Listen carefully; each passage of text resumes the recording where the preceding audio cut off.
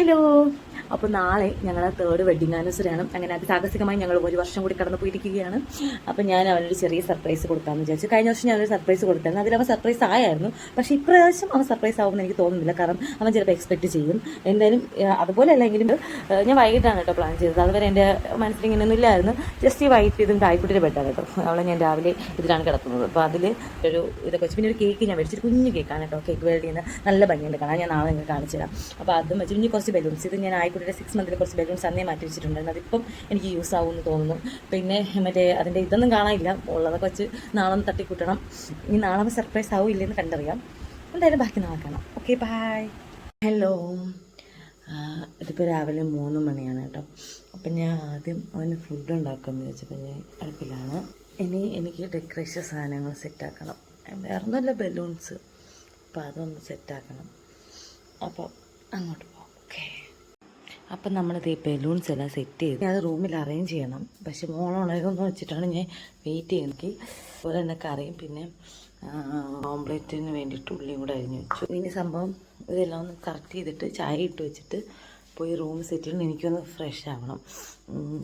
അപ്പം മോളുണിക്കും എന്നുള്ളതുകൊണ്ടാണ് ഞാനിപ്പോൾ അങ്ങോട്ട് പോകാത്തത്. കാരണം അവൾ ചെറിയ സൗണ്ട് മതി എനിക്കിതാണ് കേട്ടോ. അതേ കണ്ടില്ലേ, പക്ഷെ കുറച്ച് സൈഡ് നെറ്റിപ്പോയി. ഇങ്ങനെയൊക്കെയാണ് കേട്ടോ സെറ്റ് ചെയ്തത്. ഒരു കുട്ടി സെറ്റപ്പാണ്. പക്ഷേ എനിക്ക് ഇങ്ങനെ ചെയ്യുമ്പോൾ ഭയങ്കര ഹാപ്പിനെസ് ആണ് കേട്ടോ. അവനും ഇതൊക്കെ ഭയങ്കരമായിട്ട് ഇഷ്ടമാണ്. അപ്പം ഞങ്ങൾക്ക് ഇതിലൊക്കെയാണ് ഭയങ്കര സന്തോഷം വരുന്നത്. പക്ഷേ എനിക്ക് ഇത്തവണ ഒരു പണിയിട്ട് എൻ്റെ ലൈറ്റ് അതെന്തോ വർക്കാവുന്നില്ല. മുൻപ് വർക്കായിക്കൊണ്ടിരുന്നതാണ് കേട്ടോ. അപ്പം ഞാൻ അങ്ങനെ ചെക്കൊന്നും ചെയ്ത് നോക്കിയില്ല. പക്ഷേ ഈ ലൈറ്റായിരുന്നു എനിക്ക് ഏറ്റവും ഇഷ്ടമുള്ളത്. അപ്പം അതില്ലാത്തതുകൊണ്ട് ചെറിയ വിഷമമുണ്ട്. പിന്നെ രാവിലെ തന്നെ സ്റ്റാൻഡ് ഒന്ന് പൊട്ടിപ്പോയിട്ടുണ്ടായിരുന്നു കേട്ടോ. അപ്പം രാവിലെ നല്ല ഭാഗ്യമായിരുന്നു. അത് കഴിഞ്ഞിട്ട് ഞാൻ ലൈറ്റൊക്കെ ഓഫ് ചെയ്തിട്ട് അവൻ വന്നിട്ട് എനിക്ക് വണ്ടി ക്യാബ് താഴെ വന്നപ്പോൾ മനസ്സിലായി കേട്ടോ. അപ്പം ഞാൻ ലൈറ്റെല്ലാം ഓഫ് ചെയ്തിട്ട് വെയിറ്റ് ചെയ്തിട്ട് അപ്പം അവൻ വരെയാണ് കേട്ടോ. എന്നിട്ട് സംഭവം ഞാൻ അവന് കുറേ നേരം വെയിറ്റ് ചെയ്തിരുന്നു. അവസാനം കുറേ സമയമായിട്ട് അവനെ കണ്ടില്ല. അപ്പം ഞാൻ വിചാരിച്ചു ചിലപ്പം എന്നെ ഡിസ്റ്റർബ് ചെയ്യണ്ടെന്ന് വെച്ചിട്ട് അവൻ ഇപ്പം ഞാൻ എല്ലാം ഫുഡൊക്കെ ഉണ്ടാക്കി വെച്ചിരിക്കുന്നതുകൊണ്ട് അവൻ കഴിക്കും. അവൻ തന്നെ ഓംപ്ലേറ്റൊക്കെ ഉണ്ടാക്കി കഴിക്കും. അപ്പം ഞാൻ നോക്കിയപ്പോൾ അടുക്കളയിൽ സൗണ്ടൊക്കെ കേൾക്കുന്നുണ്ടായിരുന്നു കേട്ടോ. അപ്പം ഞാൻ വെച്ച് ഇങ്ങനെ സ്വന്തമായിട്ട് ഓംപ്ലേറ്റൊക്കെ ഉണ്ടാക്കി കഴിക്കുകയായിരിക്കും. എൻ്റെ സർപ്രൈസ് നടക്കില്ല.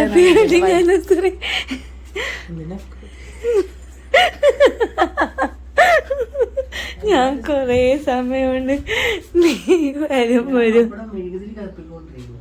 മെഴുകുതിരിയ. ഞാൻ കുറേ നേരം നീ വരുമെന്ന് വെച്ചാൽ വൈഫൈ വരെ കട്ട് ചെയ്തിട്ടടാ പന്നി. ഞാൻ വെച്ചാൽ നീ അവിടെ ഓംപ്ലേറ്റ് ഉണ്ടാക്കി കഴിക്കുകയായിരിക്കും മിക്കാറും. ഓക്കെ, നമുക്കൊരു വെച്ച് കട്ടെ. ആയും കൂടെ എണീച്ചിട്ട് കട്ടെ. അശോത്തി ഹലോ ഹലോ ഹലോ. അജിരമ്മിന്റെ വെഡിങ് ആനിവേഴ്സറിയാ.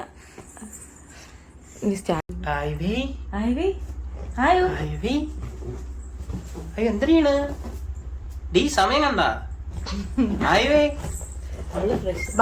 നമുക്ക് ഇങ്ങനെ ക്യാമറ വെച്ചിട്ട്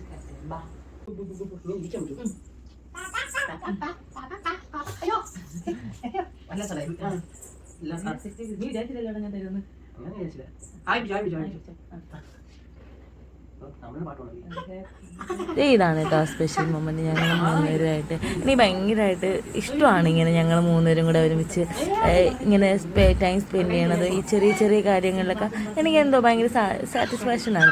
എനിക്ക് ആയിക്കോട്ടെ ബർത്ത്ഡേ ഇങ്ങനെ സെലിബ്രേറ്റ് ചെയ്യാനാണ് താല്പര്യം. പക്ഷേ ആരും സമ്മതിക്കുന്നില്ല, എല്ലാവരും പ്രശ്നം ഉണ്ടാക്കുന്നു. അവർക്ക് ഇങ്ങനെ പറ്റത്തില്ല എന്നൊക്കെ പറഞ്ഞാൽ അതുകൊണ്ടാണ് പിന്നെ ചെറിയ രീതിയിലൊന്ന് കുറച്ചുകൂടെ ഒത്തിരി തട്ടിക്കൂട്ടണമെന്ന് വിചാരിച്ചുകൊണ്ടിരിക്കുന്നത്. എന്തായാലും നല്ലൊരു മൊമെൻ്റ് ആയിരുന്നു കേട്ടോ.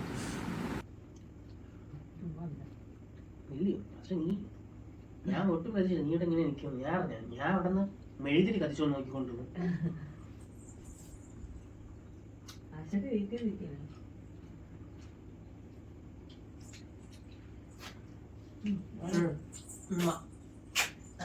Love you.